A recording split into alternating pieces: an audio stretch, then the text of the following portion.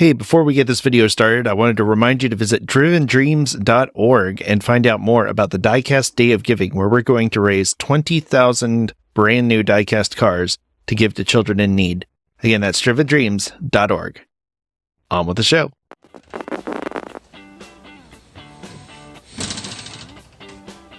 So what happens when the Gunner Fixer-Up Someday day never comes?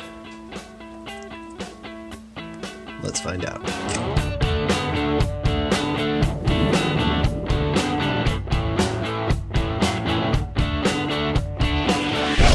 Well, hey there folks, Chuck here, and wow, this build is a long time coming.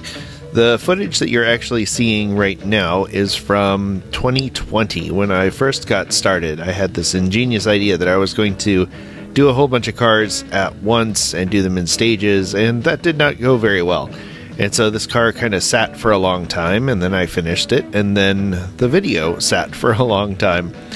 So this is the 22 Plymouth from Matchbox. It came out around 2020, and I was very excited about it. It was one of the cars that really got me excited about collecting diecast again. It's just kind of an unusual thing. You don't see a lot of Mopar products from the 1920s, so I thought it was really cool that Matchbox was making these vehicles available and making them available in a very stock looking configuration. And I kind of knew immediately what I wanted to do with this one. As a big scale car guy, one of the pet peeves of that hobby is people that just kind of sit on cars and let them rot, either because they have an attachment to the vehicle or the worst reason, which is they think they're sitting on a gold mine and they'd rather let the car rot than get anything less than what they think of it. So I took the running gag from my big car Facebook groups where everyone says not for sale or no low ballers, I know what I've got, and turned that into a diorama. And that was really it. There's no real need for a breakdown. I just wanted to see how far I could take the joke, and it turns out pretty far. Ready? Punch that subscribe button. Let's boogie. Because this was done in the very early days of my YouTube channel, I didn't do the snap apart like I usually do. I actually was going to show this process. Do not replicate what I'm doing. I didn't know what I was doing, and I was probably breaking all sorts of safety rules in doing it. But for accountability purposes, this is where I was at. Always wear safety equipment, and if you're under 14, make sure that you're doing this with an adult present. I don't know why 14, everybody says 14, so we go with it. One thing I really like about these newer Matchbox and Hot Wheels cars is they have divoted rivets. Say that 5 times fast. And it makes it really easy to drill the part that you're going to tap first. And I tend to do that with more modern builds just to make it that much easier to drill a straight tap later. Then I come in with the 3/16 drill bit and take care of the top of the rivet. And kapwing! Shoot it across the garage into my actual car. Don't worry, the Valiant's fine. As you can see, I was using the aircraft stripper a lot that day. The stuff is really nasty, but you gotta love it because 5 minutes later, out comes the stripped car. I cannot stress enough how careful you need to be with that. This was when I was watching a lot of bare metal HW, and for some reason I had it in my head that I had to get the cars perfectly shined and polished down before I began making them look extremely weathered and old. In fact, I think I might have actually zinc plated this to make the zinc plate better. Why? Because we learn as we go. I'll spare you that. But look how shiny this car is now. On the real cars, these areas in the top were made with wood ribbing and leather.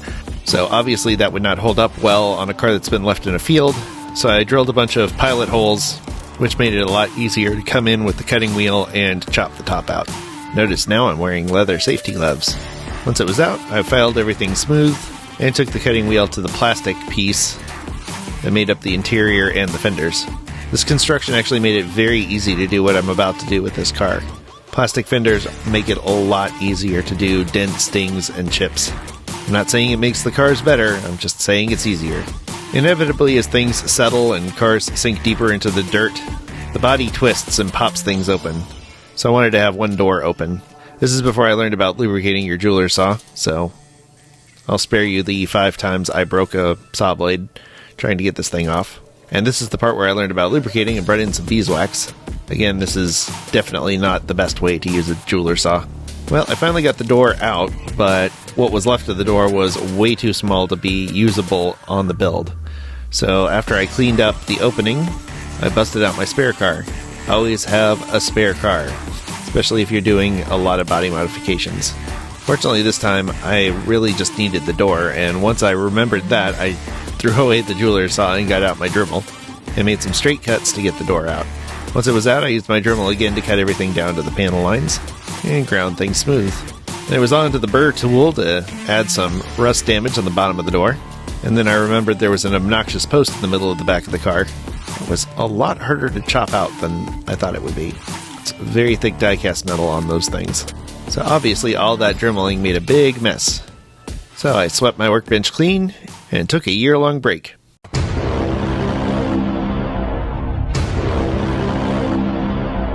I'm fascinated by diorama builders who can make really good wire trees, and I wanted to try my hand at it. I wanted to make a pretty big tree, though, so that meant starting with some big wire. This is utility wire that I got from Lowe's. It's the kind of stuff that you would use to bind chain link fences together. It's also really just a general purpose utility wire. I've used it on all sorts of things, and it actually cuts pretty easily with a decent set of nippers. I found this coaster set at Goodwill that's made of corkboard, and it seemed perfect for a small diorama base. I also had some florist wire or crafting wire, and that was going to be used to make the smaller branches and fill in the gaps on the base of the tree. I don't know how much wire I would have had to use if I was going to make the whole tree out of just the crafting wire. Once I had a really long stretch of crafting wire, I doubled it on itself until I was working with 4 strands at once and set to work binding the body of the tree. There's no particular rhyme or reason to how I did it. I just kind of followed my path up the tree, and once I got to the end, I made a nip and separated those out into branches. Then rinse and repeat. Honestly, the best way to do this is to look at pictures of actual trees and see how they grow and separate and branch out, and use that as kind of a general guideline to how you form the branches.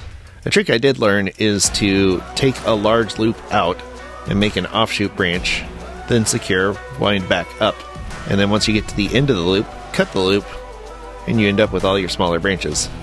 Pretty nifty. For the texture of the tree, I used a product I found in the clearance section at my art supply store. This is Liquid Tex modeling paste, and in my head I remembered this going on a lot easier than it does in the actual video. It was a big ol' mess. And this is not based on anybody else's tutorial, it was just a seemingly easy to form textured paste that I thought I could cram into all of the cracks and crevices and make some convincing bark texture. And once it finally started sticking, it did start to form a really decent texture for the tree, but as I got further out on the tips of the branches, it got really clumpy and did not look realistic at all. So I ended up taking a lot more off of the ends of the tree than actually stayed on. And you'll see as I go that a lot of the final branches were just the wires on the end. But once it's painted, they do look pretty convincingly like a 1/64 scale branch. Alright, well that was setting up. I went back to the plastic part of the car and started working on the base. I ended up not using the chassis at all because I wanted it to look like the car had sunk into the ground and the floor had rotted away and the dirt was just coming up through the bottom of the car.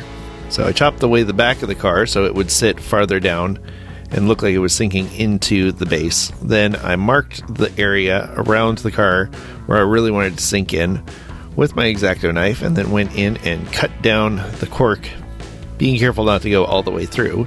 And I didn't have to take much out, not even 1/8 of an inch actually, because this wasn't that thick, but just enough so it would sit down just a little bit into the coaster, and all those little fine bits come in handy later. I then took just simple tissue paper, wet it down some, and formed it around the base of the car, so we'd go in 2 directions. We'd go up a little bit and then down a little bit, and that would simulate an uneven ground, as most ground really isn't that flat, and exaggerate how much the back of the car had sunk down. This part is where the modeling paste really shone. I used it to seal down the tissue paper and to provide a basic layer of texture on the coaster itself. And once I had the basic shape down, I pressed the bottom of the car and the modeling paste, and that way when the modeling paste dried, it would do the job of holding the car in place. Another unexpected plus side to the design of this car. And as you can see, the tree dried, and I realized what a mess I'd made. So I went back and took off as much stuff on the tips of the branches as I could, although the rest of the tree turned out pretty decent. I've heard of builders using the snow texture paint that comes out every year at hobby shops to create bark in the trees, and you better believe I'm going to pick some up this year and try that out. It'll probably work a little better than this. I bet that fine grittiness and texture translates to bark pretty well.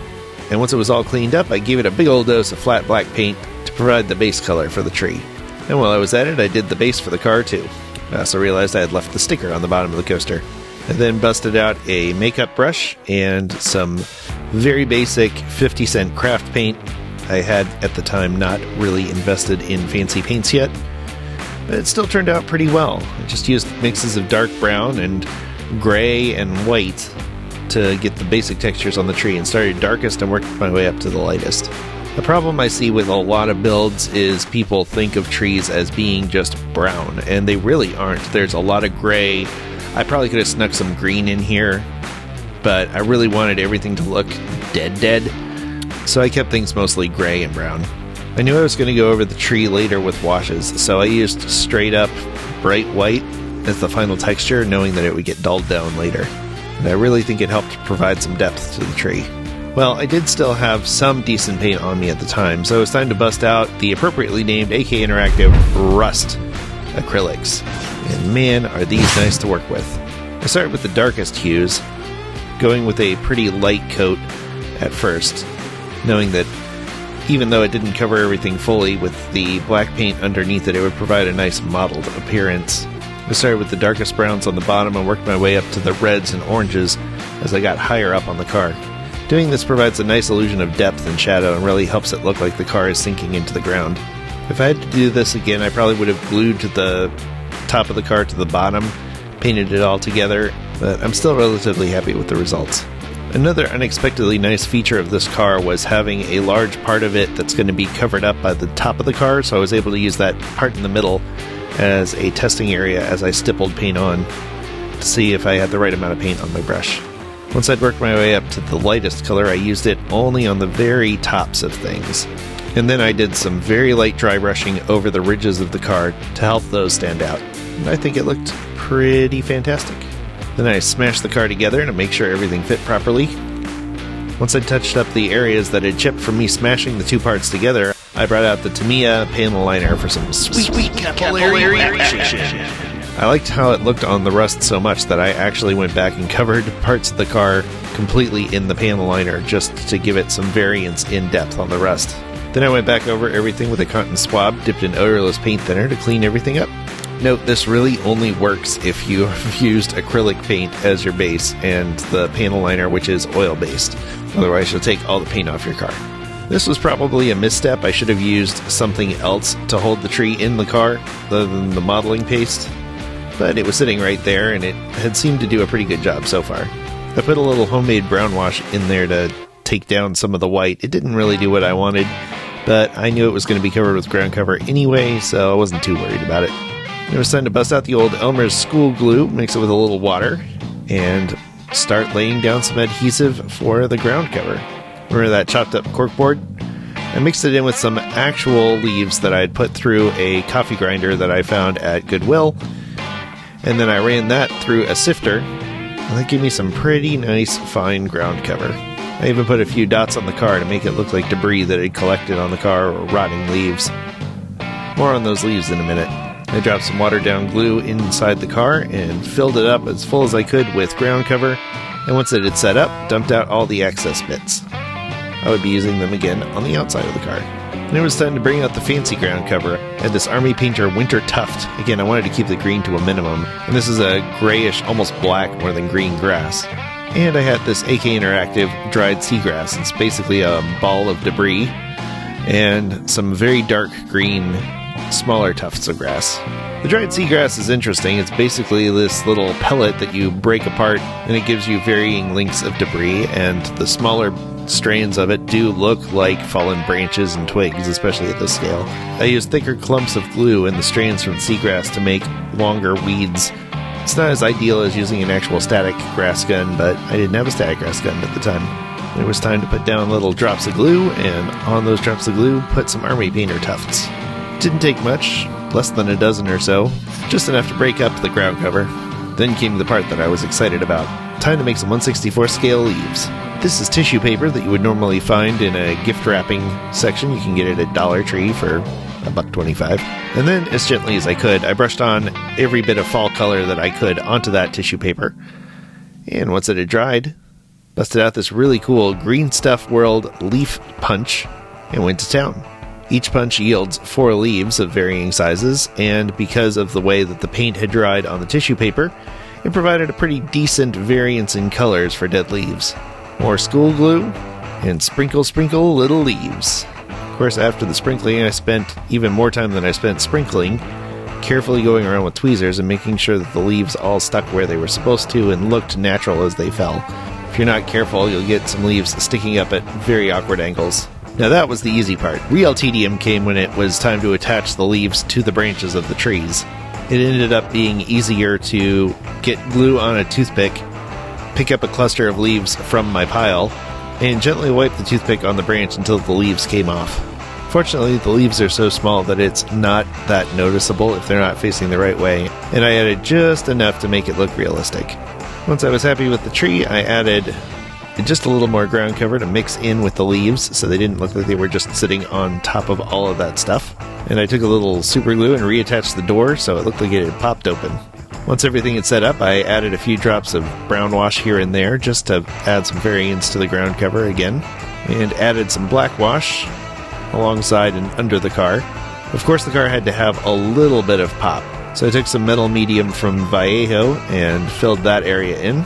And then it was time for the punchline. I used one of my finest brushes and a little white paint to add the not for sale whitewash on the side, and gave everything a coating of matte varnish just to seal everything up and make sure the leaves stayed where they were supposed to. And once that was done, I used some interactive wet effects to make that metal medium shimmer like glass. And of course it ended up too poppy, so I took a little bit of Tamiya weathering powder and just dabbed it on the top to bring it down just a bit, and added a teeny tiny bit of black wash.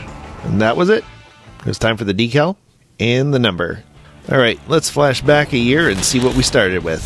There it is, the very nice and very regal looking 22 Plymouth police car. I'm hoping they release another one of it because I was only able to get 2, and those 2 went into this build, which after I finished it, I forgot to get a turntable image of. So we're going to fast forward 3 years from here and see what it looks like now in 2023. As you can see, it's held up really well. It's been sitting on my shelf. I'm very happy with how it turned out, and it gets lots of compliments from the 4 people that have seen it, and now you've seen it. So I'm eager to hear what you think. Let me know in the comments below. And in a weird twist of irony, I do in fact love this build so much that it is not for sale. But while you can't add this car to your collection, you can help support this show by visiting diecastmedianetwork.com, which will take you to our Patreon page, or you can click on the join button down below. And while you're looking down there, why don't you punch that subscribe button, hit the like, and if you like this video, share it with your friends. As always, I'm incredibly grateful to my patrons which support the show, especially my executive producer level patrons, Twice Diecast, Donald Rashik, Christian Stanland, and Video Geek Productions. Thank you all for helping keep the videos coming. And thank you for making it to the end of another build video. Oh, and before I forget, make sure you visit drivendreams.org and learn how you can participate in the Diecast Day of Giving. We as a Diecast community are going to collect 20,000 cars and give them to children in need. It's one of the best things that we can do as a hobby, and I'd love to have you along for the ride. Until next time, stay fresh, cheese bags.